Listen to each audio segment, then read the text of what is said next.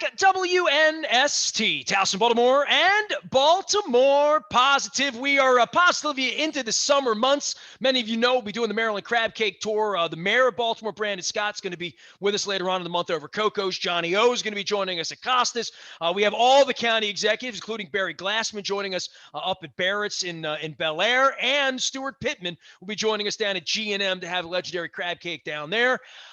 I don't know, man. I got hockey going on. We got basketball going on, but I know this is a Don segment. You know, the little white dimple ball was moving around. Father's Day, America, Spanish competitors who had the plague apparently for a period of time, and Father's Day in golf for you, Don. And I said, why don't I call John? We'll get John on the program, talk some things here. And John's also inked some things here of late that are of note, and the UMBC story. So, Don, I'm going to let you do the honors here for your all-time favorite guest. We usually like guests on once a year.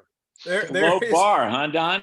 No, I got to tell you, anytime we have my favorite author, 43 books, contributor to the Washington Post, Golf Digest, Army Football Radio Network, UMBC Basketball, John Feinstein, it just doesn't get any better. So it is a pleasure.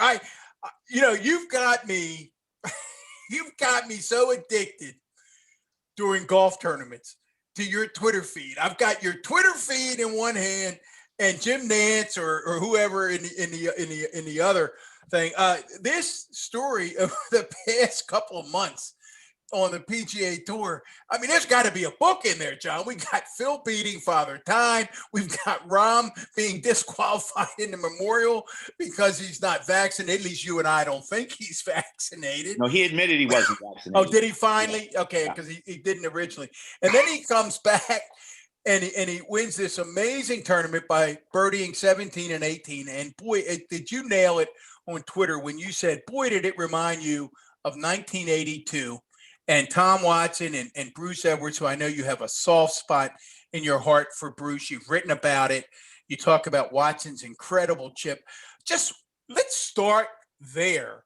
And when you're watching what Ron, because I got to tell you, I have friends calling me, John, and they're calling, an hour before, and they're going, all right, what do you think? And I said, guys, there's no way I can predict. I can't tell you who's going to stand up to this pressure and who's not. This is a crazy finish to the U.S. Open, and then we see what happens. Give me your reaction as you're watching and take us to why it took you back to 82. Well, first of all, that's one reason why I never bet on sports, because I never know who's going to win at anything, right? But particularly golf, because it is an individual sport. You don't know. I mean, who among us in 2014 would have said that my favorite golfer, Rory McIlroy, was going to go 7 years without winning a major when he'd already won 4 when he was 25 years old?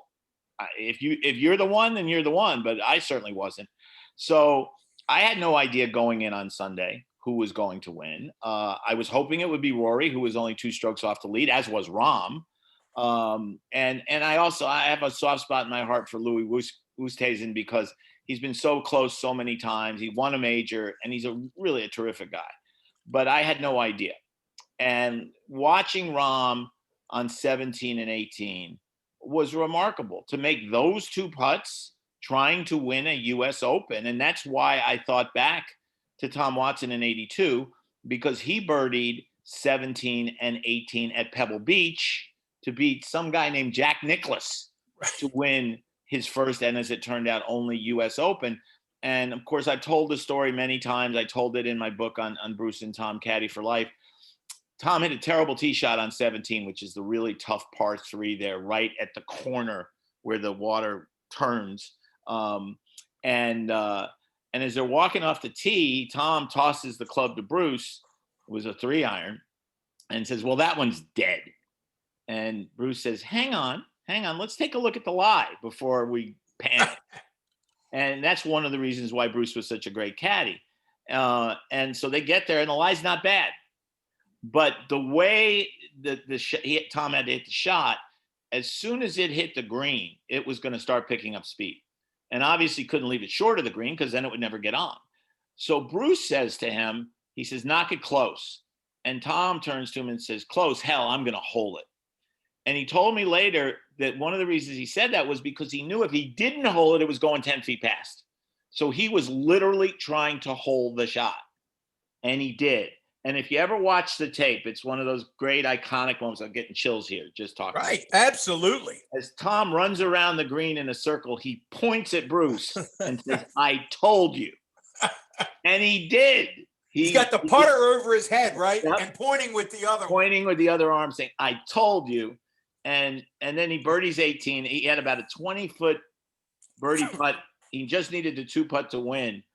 And he got a little overexcited. And if you watch that putt, that ball's traveling when it hits the hole. If it doesn't go in, he's going to have a real knee knocker coming back. But it went in the hole. They won. And I was, of course, that back then I was much closer to Bruce than to Tom at that point in my life. But became much closer to Tom years later when I wrote Caddy for Life. And then, as I think you guys know, he and I have run a charity event in Bruce's name since Bruce passed away in 2004. So I did think back and probably got a little bit teary-eyed just thinking about that moment. But what an incredible performance by Rahm. And, you know, there are times, you guys know this because there's so much pressure in golf, especially in a major. There are times when people lose major championships. Jon Rahm won this U.S. Open. And to do it 2 weeks after that moment when they pulled him off the course at the Memorial because he had tested positive for COVID twice that day. Same test, but they went back and checked it to make sure. It's one of those deals, Don, where you walk into Disney and you say, okay, here's the plot. And you tell them the plot, and they go, "Get out of here! Give us something more realistic than that." Because that was my reaction, John. It's just like we're watching. I mean, I'm going back to the PGA. I got Phil, who's hitting the ball 350 yards, right, at 50 years old. I got Jon Rahm pulled off the tee at the Memorial. Now I've got Rahm, and then I've got Bryson shooting 44 on the back nine, which I know made a lot of people in golf very happy. Which I was going to say, I knew that made you a very, very happy man. So many, I mean, Nestor, we could do nothing but talk about this for the whole time because I want you to go back too, because I love stories about character. Tell people, John, about how Nicklaus reacted to Tom.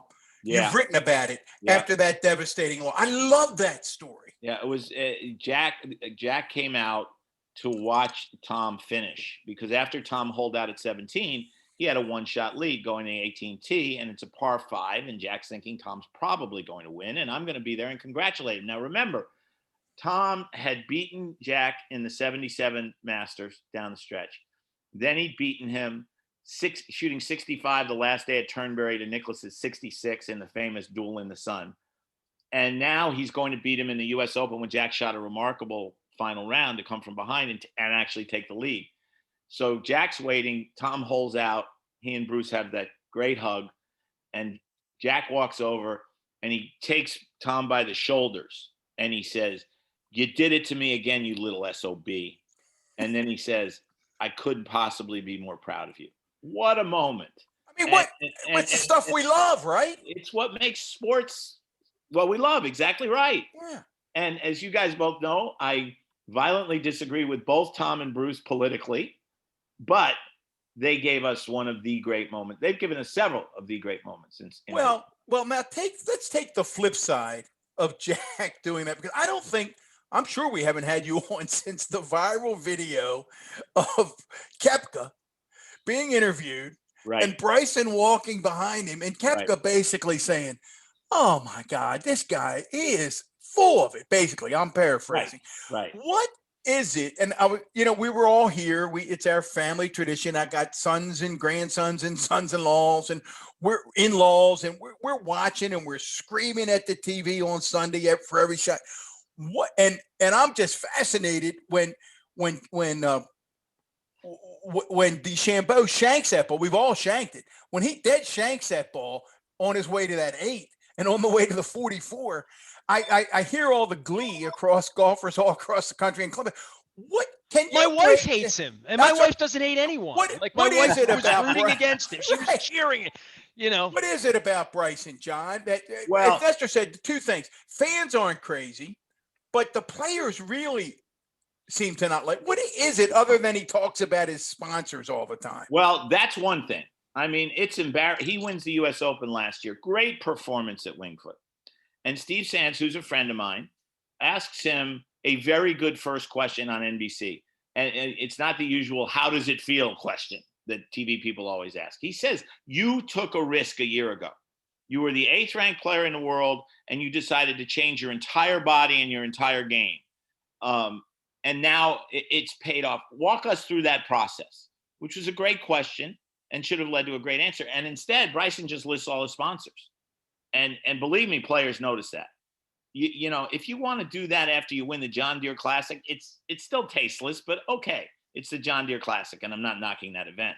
But it's amazing. I would have loved to have seen what happened. I certainly didn't want him to win. But what would have happened if Bryson had walked into Butler Cabin after winning the Masters and started listing his sponsors? I mean, Fred Ridley might have thrown him off the set midway through.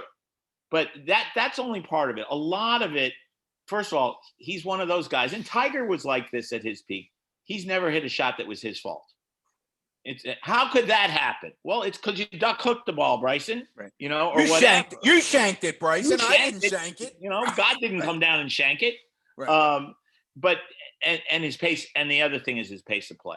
There are a lot of slow players out there, but he is ridiculous. I mean, he'll miss a putt and have 18 inches left to tap in, and he takes out his greens book, which, by the way, Rory McIlroy, among others, have now saying should be banned, and I couldn't agree more. I mean, Nicholas, Palmer, Watson, Hogan, Snead, Woods made a few putts without a greens book in their hands, didn't they?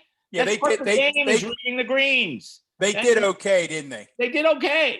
So, but his pace of play is so. And see, you guys know this if you play golf, that if you are really slow, it's rude. Yes. It's not. Forget the people behind you. That's part of it. But the people you're playing with. My brother's a very good player. He's about a 1 handicap. And that's pretty darn good, John. Loves golf, only plays on days that end in Y. And we had to stop playing together because I'm not a very good player. I mean, at my best, I was maybe a 6, but I was never a very good player. But I play fast, partly because I want to get to the damn bar. But I would say to my brother, Bobby, if you qualify for the U.S. Open, you can play at this pace. Until then, hit the blanking ball. And we were almost getting fights on the golf course. Oh, no. Listen, John, my brother and I both have children who play the game. And from the time, I guess we took them out 6 or 7, 8 years old, whenever we started, we said to them, I know one thing. I'm not sure how good you're going to be, but I guarantee you're going to be fast. Right. You're going to be able to get around a golf. My brother and I, we used to try to set records. In a twosome, we could do it. We could do a tour of 18 in 2.5 hours. Easy. And this 5.5, 6 hours stuff that they're falling into on the tour, you write about it. It's maddening. Yeah. I have a philosophy in life that there is nothing, especially at my age, other than sleep that I want to do for more than 4 hours straight. And when we had the Bruce Edwards event, we tell the guys that. If we want you off the golf course in 4 hours, because we want to start drinking and making money off the auction. Yeah. The outings that take 6. I actually walked off. I walked off an outing about a year ago at the 5.5. I was on hole 16, John, and it was 5.5. Yeah, and I said to the group, I said, guys, we've contributed to the charity. What do you think? And they said, yeah, we're out of here. But on another more positive topic, I guess positive, but some downside to it as well. I have the same fondness for Rory that you do, much in the way I do for Jordan Spieth. I like you, I was pulling hard for Rory. And I think it's unfair what I'm about to say, but I'm going to ask you if there's anything to it. Is Rory experiencing right now the pressure of having not won one and it gets a little harder each time? Or is it just simply that maybe his game isn't as good as it once was? Or is it both? It's both. And reason one is one of the reasons for reason two. He is putting a lot of pressure on himself. You can see it on the only time I've known Rory McIlroy since he was 19. So I've known him for 13 years. And the only time in my entire life that I've known him that I've walked up to him after a round of golf And he said, John, I don't really want to talk right now. And I didn't even really want to talk. I just wanted to say hi because I hadn't seen him for a little while. Was after the third round at the Masters a few years ago, because he shot a round that made it clear he wasn't going to win again. And it was making him crazy. The Masters is the elephant in the room for him. Not winning a major for 7 years now has become another smaller elephant in the room. There were people there when he turned 32 on May the 4th. I tweeted about it being his birthday, and I pointed out that he hadn't won a major for a while, but Ben Hogan didn't win his first till he was 34. Mickelson didn't win his first till he was almost 34. Rory's 32. He's got a lot of good years left. And a lot of people tweeted back at me, said, no. They said, no, he's done. He's made too much money. He doesn't care enough anymore. I can tell you for sure that's not the issue. The issue is the opposite, that he probably cares too much. And by the way, we've all seen that, right? We've all seen the fat, happy athlete that just they had enough. The great ones, not the great ones, Nestor. The great ones, like Tiger Woods, like Jack Nicklaus, like Rory McIlroy. Like Phil, probably, right? They can make $100 billion, and it wouldn't matter. They want to win. They want to win trophies. They want to be champions. And by the way, as it turned out, the next week, Rory won in Charlotte. So I was glad to see that. I'm glad to see that he played well at the Open, although he obviously didn't win, didn't play horrible Sunday, but didn't play well enough. I think what's going to happen is he's going to win the Masters by about 8 shots one of these years. He's going to get so far out in front that he's not going to feel the pressure. He's going to win the Masters, and then he's going to win 8 to 10 majors before he's done, which is what I hope for, obviously, since at one point in my life, I wanted him to be my son-in-law, but it didn't work out. He went off and got married to a very nice woman and had a baby with her. So it's did I ever tell you guys about the story about when Rory met my wife and daughter, Jane? Let's go. We got to have this one. Okay. It's at Pinehurst 2014. Jane, my youngest, is 3 years old.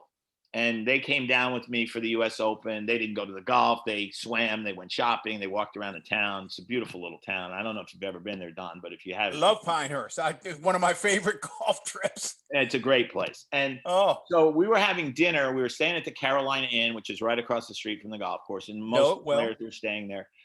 And we were eating in the little pub right off the lobby. And of course, it was packed. And Rory and his dad and his swing coach come walking in.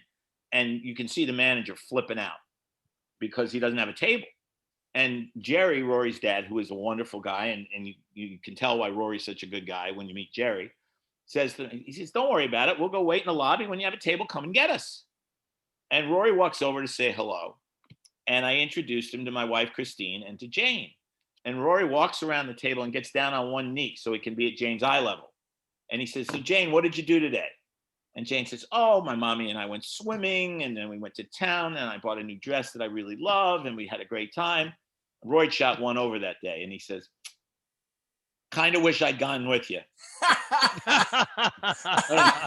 Jane, of course, says, well, you could go with us tomorrow if you want. And Roy says, I just might do that. And stands up, chats for another minute or two, and walks away. And as he's leaving, I said, it's not going to work out with Bridget, my older daughter, who's now 23. But maybe Rory gets through the first marriage 20 years down the road from now. Maybe Jane. And Chris looks at me and says, the hell with that. I'll marry him. She said, I'm trading up. Hey, we're with John Feinstein. Just great stuff. Hey, John, before we leave the Open, you know that course well. And again, I was talking with my brother and my son, my son-in-law, all of us who are golfers.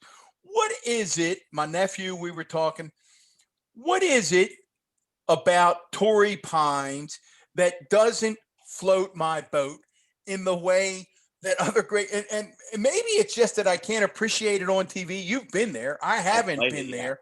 But when I think of the stadium course at the TPC in Sawgrass, I think obviously of Augusta. I even think of the Olympic Club, some of the really great Pebble. Right.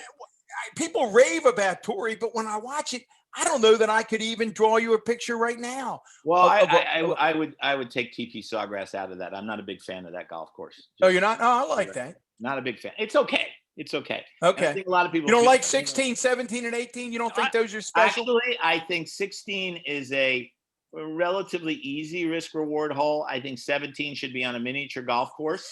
And You know what? You would say that? I have one thing to brag about in the history of my golf life. At the Super Bowl in Jacksonville in '05, the media party played by Hootie and the Blowfish was on that golf course. Right. They put a tent up, and we all got to hit tee shots on 17.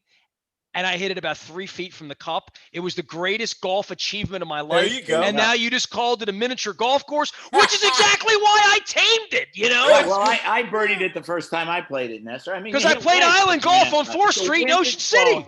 If the wind is blowing, it's really hard because it's an island green, but every hole is hard when the wind is blowing in golf. Right. 18 is one of the great finishing holes and is completely underrated because they make such a big deal out of 17. John, let me tell you, before you go back to Torrey, you'll get a kick out of this. Nestor, I don't think I've ever told you this story. So my brother-in-law was, you probably know my brother-in-law or ex-brother-in-law, Mike Bodney. Mike was vice president for PGA Tour a long time, ran the President's Cup. And we would go down there and visit, spend some time, played that course a lot.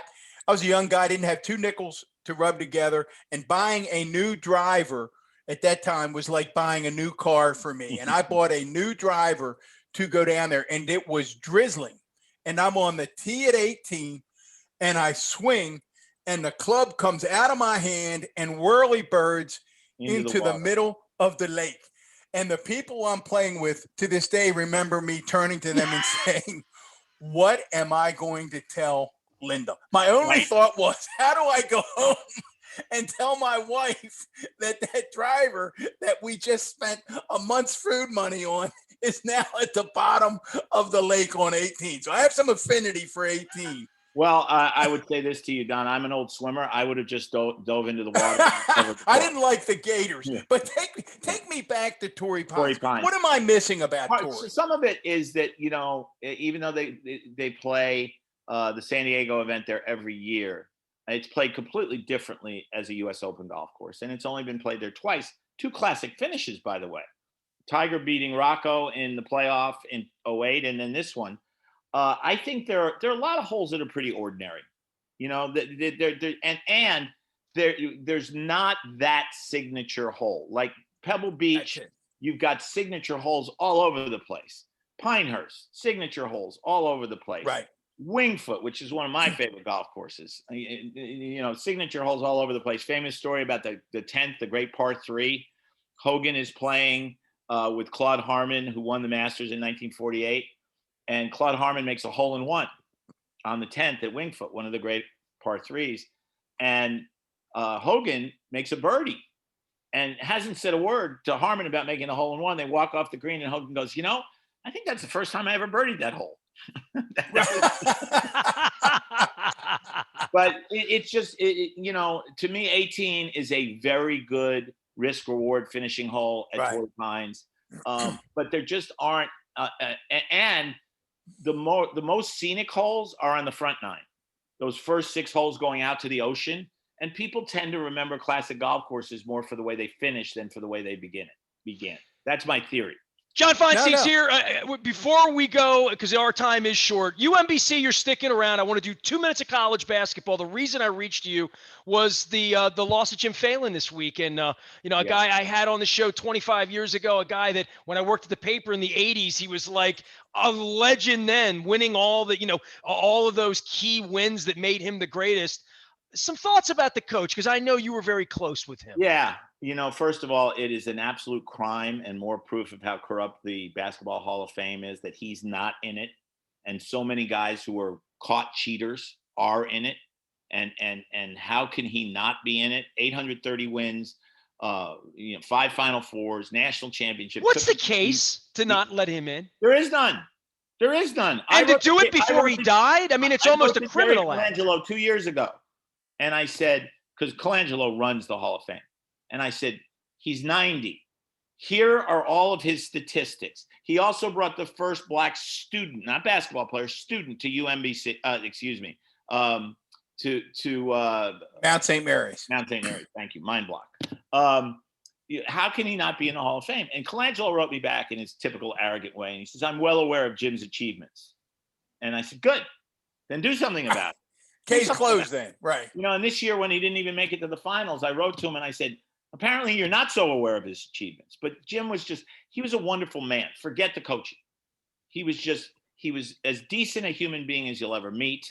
I told the story in the column I wrote for the Post when he passed away about him calling Dottie, what a wonderful woman she is, 10 minutes before the national championship game in 1982, because someone had told him one of their children, they had 5, Carol, was sick. And he said, why didn't you tell me Carol was sick? And she said, well, I didn't want to bother you. You're getting ready to play for a championship. And he said, don't you ever not call me when something's wrong with the kids. I don't care what it is or what I'm doing. They won the game, by the way. When I was last at his house, Dottie set up this room with all of his memorabilia. He's in 13 halls of fame. The rest of them knew what they were doing. And as I was walking out, I said to him, it still bothers me you're not in the Basketball Hall of Fame. And he pointed around the room and he said, John, I got enough. I mean, I'm going to go to the funeral tomorrow. He's an extraordinary man. This is the best way to phrase it. He was an extraordinary coach. He was a better man. I got enough. What a wonderful, I got enough. I got enough. Wouldn't it be wonderful if we all said that? I got enough, It'd be a great way to go through life. Yeah. To take that approach. It's a great way to go through life being your pal. You're UMBC, right? Like, no problem. You're back, right? Jim Ferry and I are friends dating back. Ryan was the one who brought me in, but Jim and I are friends. I get along very well with Brian Barrio, who I think did a great job with his coaching search. And Jim called me right after he got the job and said, I hope you'll still want to be involved. And I said, absolutely. I've loved working up there the last 5 years. They've had those great moments, as you know. I'm a huge Freeman Hrabosky fan, and I don't say that about college presidents very often. So I'm very much looking forward to continuing to do UMBC games. I'm looking forward to the Earth, Wind, and Fire concert over there a little later on, if you can help me out. You'll be able to get tickets. John, thanks for always answering the call and being such a great guest and telling great golf stories. And Don loves having you on. I love having you on. And we have you on twice a year, which is once more than like the governor, the mayor, anybody. So we really dig you around here. So well, to quote Babe Ruth, when he was told that he made twice as much as the president, I had a better year than the governor or the mayor. Well, and at some point we owe you a crab cake along life's highways. We're doing the Maryland crab cake better tour. Than a Baltimore crab cake. Well, maybe we'll hook that up with Freeman Hrabosky and bring some great minds together somewhere over in the 21228. Maybe we'll work that out. Very right? nice. I think we can do that. My mind is not nearly as good as Freeman Hrabosky's. I mean, let's Nobody, be honest here. hey, okay. nobody's is. Exactly. We'll all take a back seat there. I wore my yellow and black, not for the Steelers. How about that? John Feinstein joining us here. Don Moeller, former Baltimore County executive. We are WNST, AM 1570, Towson, Baltimore. And we never stop having those wise conversations here at Baltimore Positive.